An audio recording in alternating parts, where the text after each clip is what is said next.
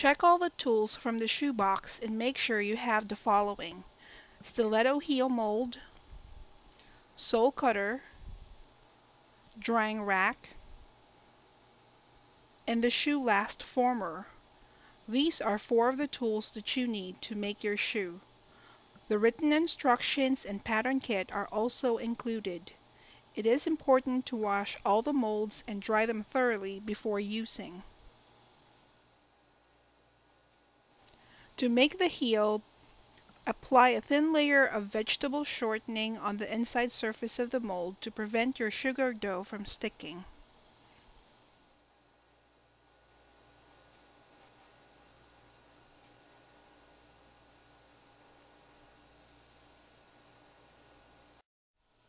Condition a piece of sugar dough by kneading it with the heel of your hand until no visible cracks are seen on the edges of the dough.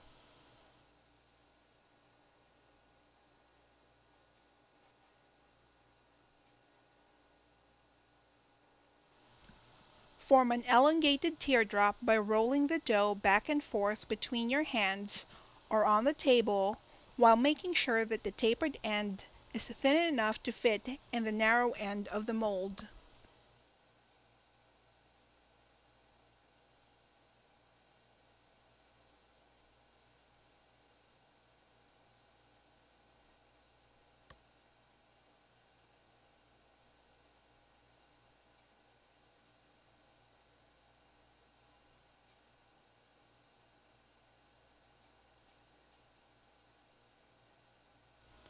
Close the mold and push the dough in to make sure that all the spaces of the mold is filled with the sugar dough.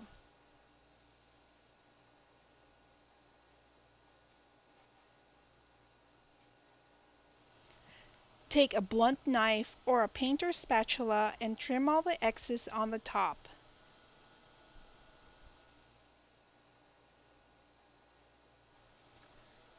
Occasionally grease the spatula to prevent the dough from sticking.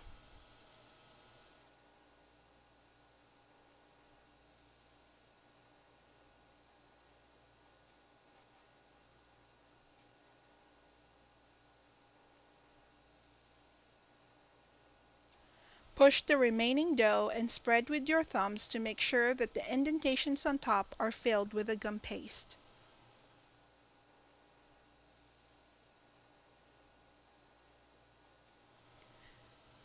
Trim any remaining gum paste with a spatula and make sure that the top of the heel is straight and smooth.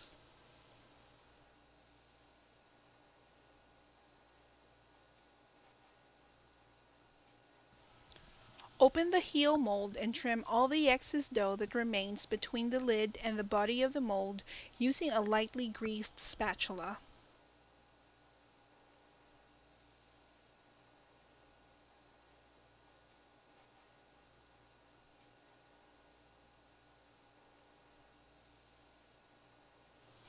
Push the gum paste dough back and make sure that the full length of the heel mold is filled with the dough. The height of the heel is very important because it is compatible with the height of the drying rack. If you fail to make sure that the dough fills the mold all the way to the end, your heel may come out shorter than the drying rack and your sole will not be shaped properly while it dries. Leave the heel in the mold for at least 20 minutes to dry the surface of the gum paste. You may leave the heel in the mold for up to 2 hours at most, but no longer because it would be difficult to pry out. If the heel becomes too stiff while in the mold, it may crack while you try to take it out.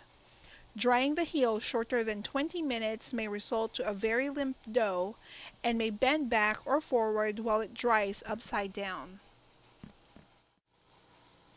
Using a nonstick rolling pin, roll a thick piece of gum paste flat on the nonstick board no thinner than 1/8 of an inch.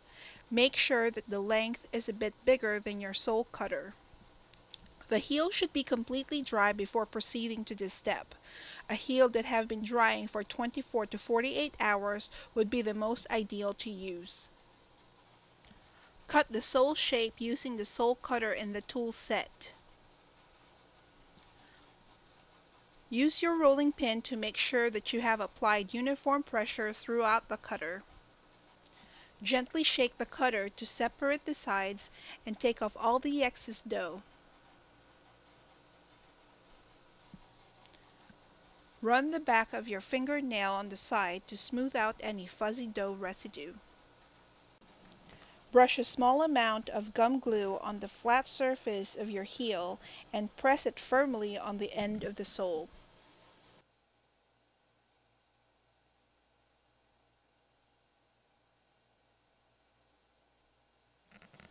Use your nonstick rolling pin to fold in the side of the sole towards the heel to smooth out the edges and to marry the two parts together. Now is the time to use the drying rack. The drying rack is used upright with the narrow end sits flat on the board and not the wide side. Place the assembly on the drying rack to dry the sole in shape. You may place this on a piece of styrofoam so that the underside of the sole dries at the same time with the whole assembly. You also want to make sure that the heel is straight and upright and not leaning one way or another. This assembly requires a full day to dry to prevent the sole from breaking while you add all the other parts of the shoe, especially the details that you will put on top.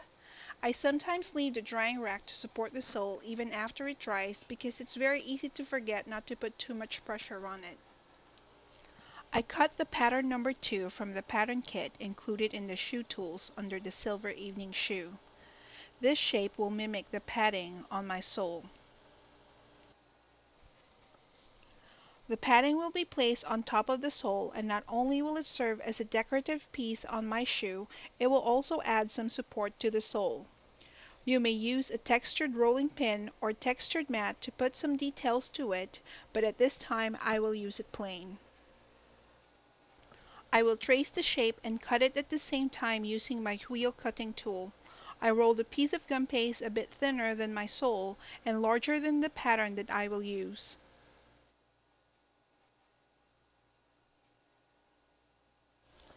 Using a stitching wheel, trace along the side of the padding. This will give your shoe some realistic stitching details. Moisten the underside of the gum paste, making sure that it's sticky but not too wet. Place it on the dried sole and leave this piece for another 2 hours to dry before adding any other details to the shoe.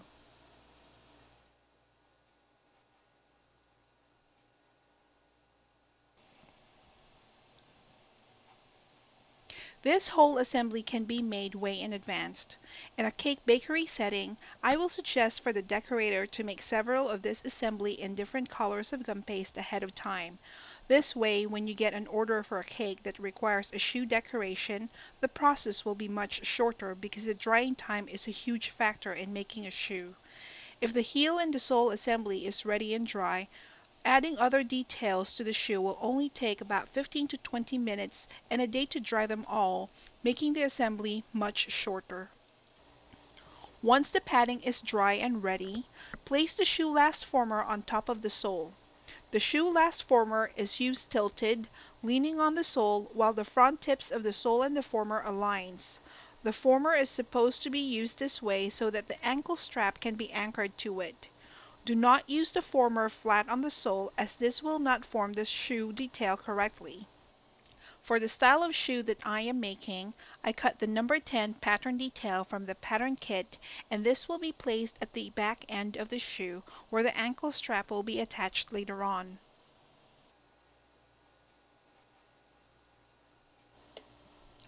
I also cut number 6 and number 4 pattern details and traced it on a piece of gum paste. I will do the same step for the bell-shaped pattern number 10. Once I traced all the details, I will brush some gum glue on the base of the bell-shaped piece to make it sticky. I will then attach it on the back end of the shoe right above the heel, making sure that it's straight, positioned in the middle, and placed upright. I will then use the side of my non-stick rolling pin to fold the gum paste to smoothen the edges and marry the two components. Place the shoe last former into position. If it slides down, use a piece of foil or paper towel to prop it up. Add stitching details along the side of the two strips of gum paste that will be attached to the front end of the shoe. Moisten the contact points of the strips with the gum glue. Place the first strip into position and add pressure on both ends of the strip to make sure that it's attached to the sole.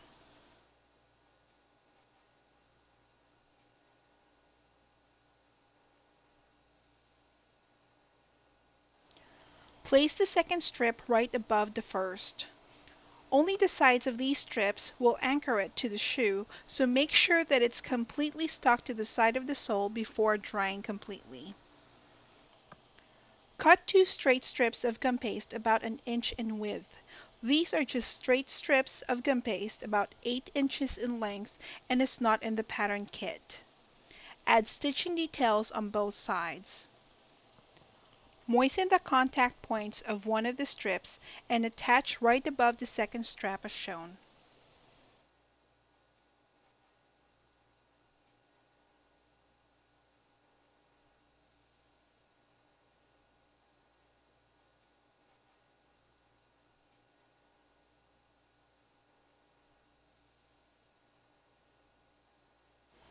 Completely moisten the back side of the other strip with gum glue and attach it to the middle of all the strap extending to the top of the former. Cut the excess gum paste with the help of a palette knife depending on how high you want to position your ankle strap, and leave it to dry for a couple of hours. Once the assembly is dry, lift the shoe former to make sure that the sugar dough is not stuck to it.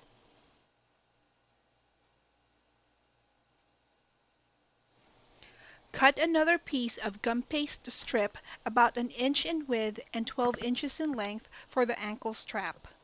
The length of the strip should be a bit longer than what you need, and add stitching details on both sides.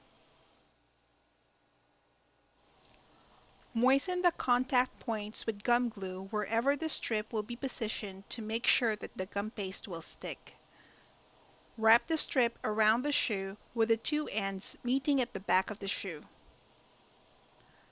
Cut off any excess gum paste using a palette knife.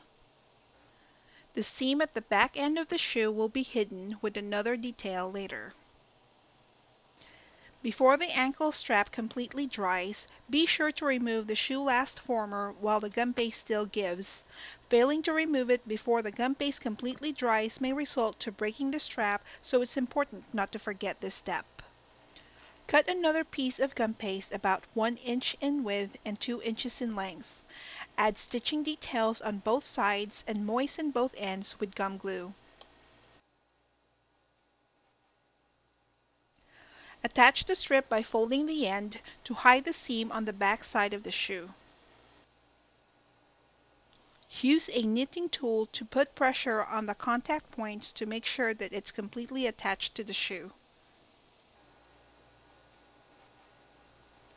To make the end strap and buckle, cut a piece of gum paste about 2 inches in length and an inch in width, and add stitching details on both sides. Cut one end of the strip at a diagonal and make the other rounded in shape as shown. Use a knitting tool to indent holes on the strip and attach it on the side of the shoe with gum glue. Since the shoe does not have a right or a left slope, your buckle assembly should be placed whichever side will be displayed on your cake. For the buckle, roll a small piece of sugar dough between the palms of your hands so that the shape is tapered on both ends and the length should be about 2 inches. Bend the tapered log into a C shape. Use the tip of a knitting tool to make an indentation on the center of the buckle. Place a short tapered log on top of the indentation to mimic a buckle stopper. Attach the buckle assembly in place using gum glue.